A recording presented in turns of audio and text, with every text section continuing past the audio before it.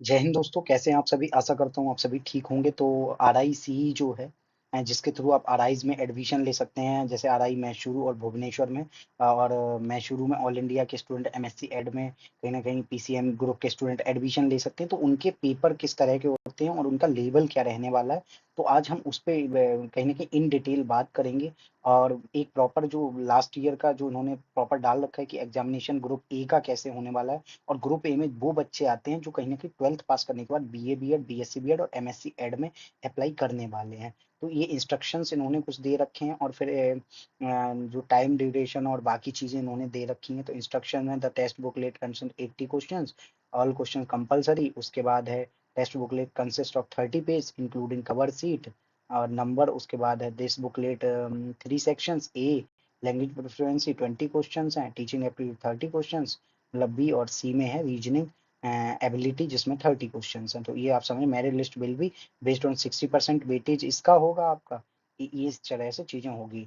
और responses should be marked on the OMR answer sheet only, no answer should be written on the test booklet. तो मतलब ये पहले test booklet पे होता था, लेकिन ये इस बार सीबीटी मोड में होगा, जैसे आपका एनसीईटी एग्जाम होता है या सीयूटी हुआ है। तो आगे बढ़ते हैं इसी श्रृंखला में। तो ये हो गया स्पेस फॉर रफ आपको देते हैं। उसके बाद पार्ट 1 हो गया language fluency, expected answering time 20 minute है, क्योंकि 20 ही क्वेश्चंस हैं। डायरेक्शन उन्होंने दे रखे हैं, the passage tells us that dogs. तो ये चीजें आपको मतलब अनसीन पैसेज मिलने वाले हैं। ये चीजें मैं थोड़ा जल्दी जल्दी बताऊंगा, बाकी जब इस पे कहीं ना कहीं लेक्चर टाइप हमारे जो लेक्चर्स आएंगे तब हम इन चीजों को डिटेल में बात करें। Medals are awarded to some dogs for their brave deeds working with the police, serving as sentries, being able to perform difficult work. तो इस तरह से चीजें हैं। ये इनमें क्या क्या आंसर है कि ये हो गया कंप्रहेंशन चेक, जो आपका 1 to 5 क्वेश्चन है, यानी कहीं ना कहीं 10 मार्क्स का आपका अनसीन पैसेज रहने वाला है। तो टोटल 40 मार्क्स हैं उनमें से। आगे बढ़ते हैं।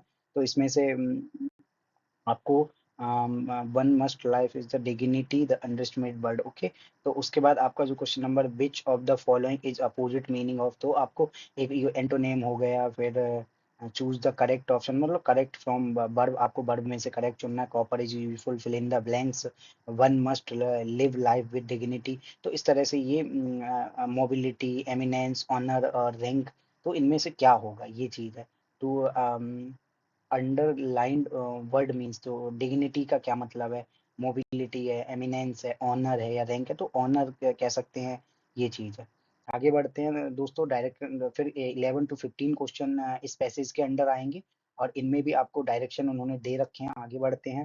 फिर choose the word has been correctly spelled, तो 40 है कि 40 है, तो इनमें से कौन सा होगा, ये चीज है। Choose the correct meaning of the item a red letter day, तो a tribal day, very important, significant day of bloodshed and violence कह सकते हैं जी, रेड लेटर डे। तो ये चीज है।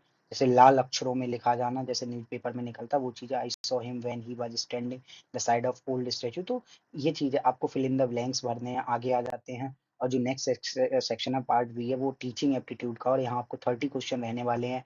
तो इन्होंने दे रखा है कक्षा में अनुशासन, the which of the following is an indicator of the quality of classroom, मतलब क्लासरूम की कैसी क्वालिटी, गुणवत्ता कैसे रहे, कक्षा में अनुशासन का स्तर निर्वाह करना, कक्षा में विद्यार्थियों को पूछे जाने सवालों के प्रश्न। तो इस तरह से पता चलता है कि कक्षा कितनी गुणवत्तापूर्ण है। तो इस तरह से टीचिंग एप्टीट्यूड के सवाल आने वाले हैं आपके, अलग अलग मूवीज से होंगे।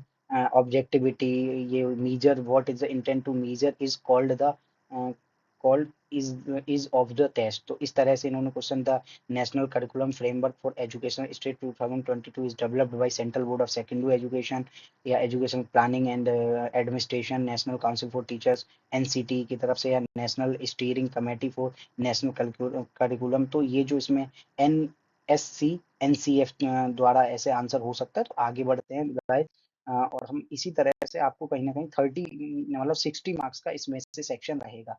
थर्ड सेक्शन आता है part C, what will be the next in the following letters cluster C Z E E X C. तो ये सब आपको इससे हम ट्राई करेंगे कि इन पेपर्स के भी आपको सॉल्यूशन प्रॉपर दिए जाएं, और भी पेपर्स जो मिलेंगे उनके भी सॉल्यूशन देंगे। और कहीं ना कहीं एटलीस्ट 10 लेक्चर प्रॉपर 1 से 2 आवर पर लेक्चर ट्राई करेंगे कि हम दे पाए, इन पे प्रॉपर डिलीवर कर पाए। बहुत ज्यादा हेक्टिक आपके लिए चीजें नहीं करेंगे, 1 मंथ का टाइम है, आप आसानी से चीजों को कर सकें और हम भी कर सकें कहीं ना कहीं, क्योंकि हम भी एक स्टार्टअप शुरू किया है। तो ये चीज है, और उन्हीं में हम ज्यादातर चीजें कवर कर लेंगे, ये मेरी मेरी प्रॉमिस है आपसे।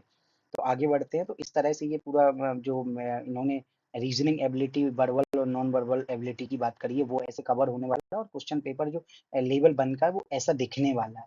बाकी लेवल 2 के पेपर अभी हमारे लिए उतने मस्ट नहीं है, तो उनकी भी हम आगे बात करते हुए नजर आएंगे, लेकिन डेफिनेटली उन्हें थोड़ा लेट कंसीडर करेंगे, क्यों अभी मैं खुद उस लेवल पे नहीं हूँ कि उन पेपरों को इतना इजीली सॉल्व कर सकें, ना हम ना हमारी टीम। तो जैसे जैसे हम उसके लिए कहीं ना कहीं एबिलिटी हमारे अंदर आ जाएगी, डेफिनेटली हम उन पे भी वीडियो ले आएंगे।